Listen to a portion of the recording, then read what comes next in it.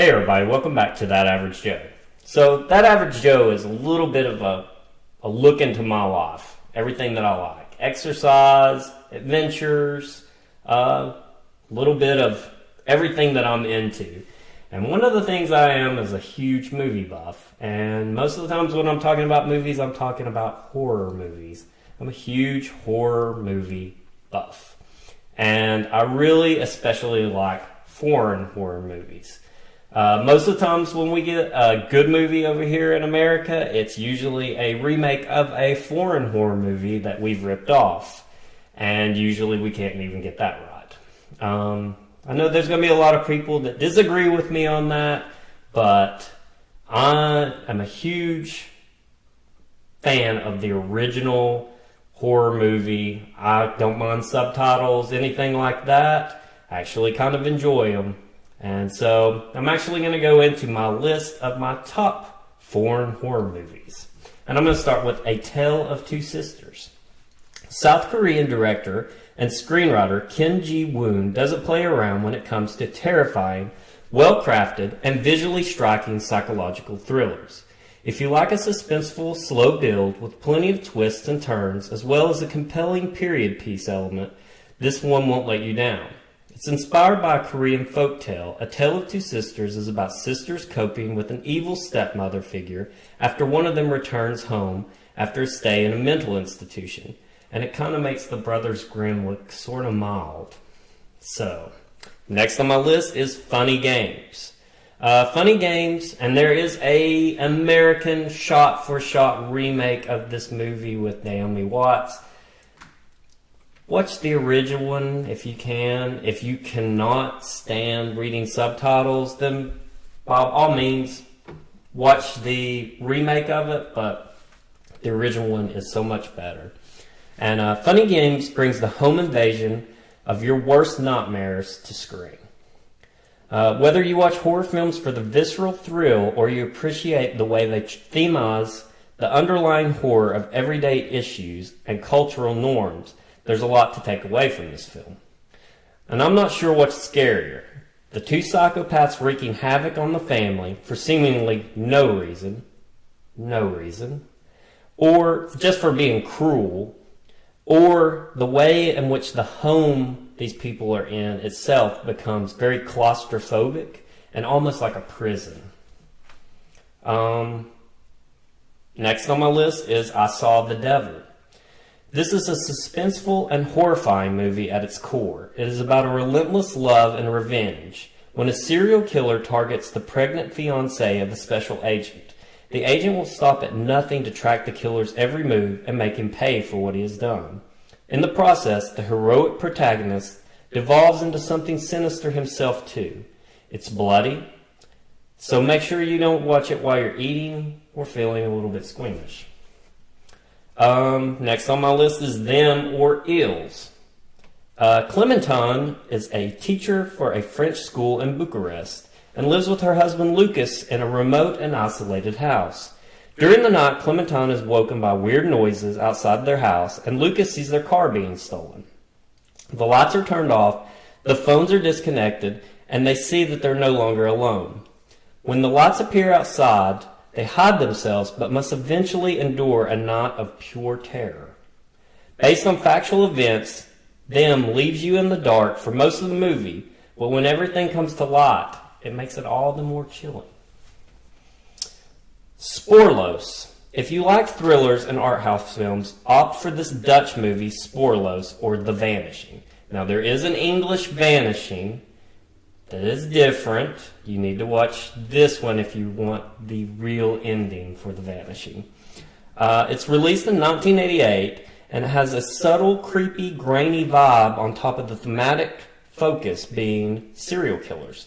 Plus, there's a lot of satirical inspiration, as it opens with the soon-to-be missing protagonist sharing her reoccurring dream. And the rest is about her boyfriend who obsessively searches for her throughout the years.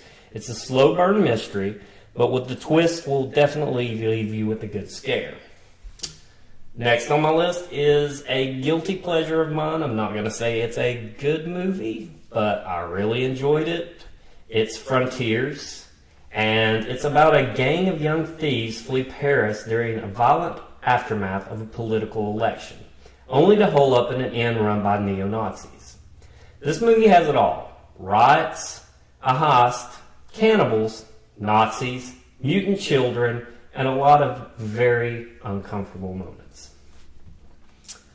Next is High Tension or Haute Tension, and it's a divisive French nail-biter. Haute Tension, made by Alexandre Aja, is a heavy hitter in the horror community thanks to its unflinching, gory, and radically feminist love story. This fast-paced entry to the woman being chased by a maniac canon features stomach-churning violence, a brave lead performance by Cécile de France, and it will leave you in high tension. There's a lot of times when you're looking at the screen and you're holding your breath as she's doing stuff. And next on my list has actually got me in trouble for showing it to a couple of friends that were actually very angry with me for showing them this movie. It's called Martyrs. There is a English remake of Martyrs that is terrible, terrible, terrible. So get the original French Martyrs. Martyrs brought the end to the new French extremity subgenre, but in a good way, because nothing could really ever quite top this film. It starts off as a brutal and unapologetically violent revenge film where two girls clearly traumatized by the past attack a seemingly normal upper middle class family, but that is only the beginning. Next on the list is Wreck, and it's probably the best found footage horror movie of the millennium. It's a relentless Spanish take on the zombie genre, and it finds a news reporter trapped in a building with doomed firefighters and fending off hordes of demonically possessed undead. Sony picked up the rights and buried the original on DVD, but you can find it, only to release a shot-for-shot remake called Quarantine.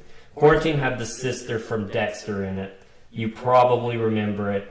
It was a good movie, but you really need to see the original one. One can get the idea from the French, or from the English language version of it, but the original retains a visceral immediacy, which is so jam-packed with terror that the director sped right into a sequel that picks up where the earlier one left off with Wreck 2. It's worth watching Wreck 2 because it's like similar, but more of a thrill ride. But Wreck stands alone for a tense example of how the ambiguity of shaky cam footage isn't an excuse for shoddy storytelling. Wreck delivers a steady stream of frights because its cameraman never knows quite where to look, and by the time he figures it out, it's too late. And next on my list is Audition. If you've never heard, or these words don't haunt you, you've never seen Audition, and those are kitty, kitty, kitty. There isn't much in between. Audition is a Takashi Miike film, and it begins and ends in such a profoundly different way that anyone not watching with foreknowledge of the plot wouldn't even know it's a horror movie well into the movie. The somewhat misleading premise involves a widow who holds auditions for a new wife. By the time you realize that what's really at work, it's far too late for him to turn back, not only because it's so immersive, but because it's difficult to walk away from the femme fatale at its center. If you've never seen it, put Audition on the top of your list and don't read another word about it until you've watched it. Next on the list is probably a toss-up of my two favorite movies. This one's one I've watched many times. I love it. It's called Inside. There is an American remake of it, which is horrible. And I'm not just saying it because it's an American remake. I've watched it with an open mind, and it's horrible, especially when the original is so good. It's probably the best pregnancy thriller since Rosemary's Baby. And also, frankly, one of the most unnerving slasher movies ever made. French directing duo Alexandre Bustillo and Julien Maury held nothing back for this tale of a pregnant woman fending off a home invader who wants the child in her womb. Never released in American theaters, Inside contains some seriously demented imagery, but not before setting up the scares with a theatrical efficiency that's downright Hitchcockian. For the most part, Inside revolves around the efforts of an expectant single mother, Sarah, to prevent an intruder from literally ripping the child from her abdomen. Knives and scissors fly freely, but the elegant camera work makes it clear that the filmmakers aren't aiming for pure shock value. Instead, Inside is a classic home invasion story with the suspense turned up to 11 and the bloody punchlines turned up to 12. Watch it once, and every slasher movie you see afterwards will have to work a little bit harder to prove its worth. And I will say, this movie is extremely bloody. Like, I'm very desensitized to blood and everything in movies because I've watched so many horror movies. But I lent it to a friend because I was like, it's such a good movie. And he's like, it's not one of those really bloody movies, is it? And I was like, no, I don't remember there being a lot of blood. So he brings it back and he's like, I am pissed at you. This movie, he's like, I couldn't stop watching it. I had to watch the whole thing because it was that good. But it's the bloodiest movie I've ever seen. So I put it back in and I watched it, and there is literally rivers of blood running down staircases at one point. So it is a very bloody movie. I apologize for that. That brings me to the top of my list. Let the Right One In. A young boy is consistently bullied at school, but when he strikes up a friendship with a mysterious new girl next door who only leaves the house at night, things start to change. The relationship grows slowly, but eventually learns about her dark and bloody secret lifestyle. There's sweet, romantic moments, but there's also sinister, disturbing, and bone-chillingly scary moments. It merges Spielbergian sense of childhood with awe and the dread of a darker world just outside the frame. The director's approach to gradual approach hints at menacing forces while leaving just enough to the imagination for the viewer to fill in the gaps. The filmmaker displays an extraordinary ability to use suggestive details about the nature of the vampire, in addition to the contrast between her morbid powers and the face of an innocent child, to maintain the horrific foundation thick with possibilities. There's one line in it that is, I remember, it's like Ellie, which is the girl vampire, is talking to Oscar, and she says, I'm 12, but I've been 12 for a long time. It's a very good movie. And as I'm going over this list and everything, I really forgot a couple of movies that I need to add on, because Let the Right One In, my favorite horror movie of all time is John Carpenter's The Thing. Not on this list because it's not foreign to me.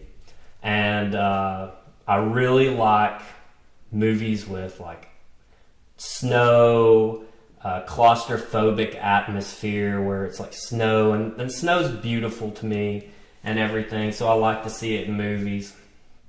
And Let the Right One In has all of that. But there's a couple of movies called Cold Prey 1 and 2 that you should also see. They are a slasher snowboarding film, and I love them. And they actually take place just like Halloween 1 and 2 takes off of each other. The original Halloween 1 and 2, not the Rob Zombie remakes. And Halloween 2's Rob Zombie remake is the worst horror movie ever made. Changed my mind. Anyway, I digress. Watch Cold Prey 1 and 2. Very good, snowy, atmospheric serial killer movie. So, that's my list. I'd like to hear comments back from you, from what you think about my list, or to give me ideas for movies, because I'm always looking for movies. Movies and music, people, send me ideas. I love them. I will also put just a little caution on this. These movies aren't your typical kind of American horror popcorn, going to the movies. Some of them are pretty rough, and they have some very dark themes to them. So if you're kind of light on the horror, you may just want to skip these films. But if you like horror movies, you, by all means, watch these. Let me know what you think. So give me a subscribe, give me feedback and movie ideas, and join me again for another episode of That Average Joe. Thanks again. Subscribe. Subscribe.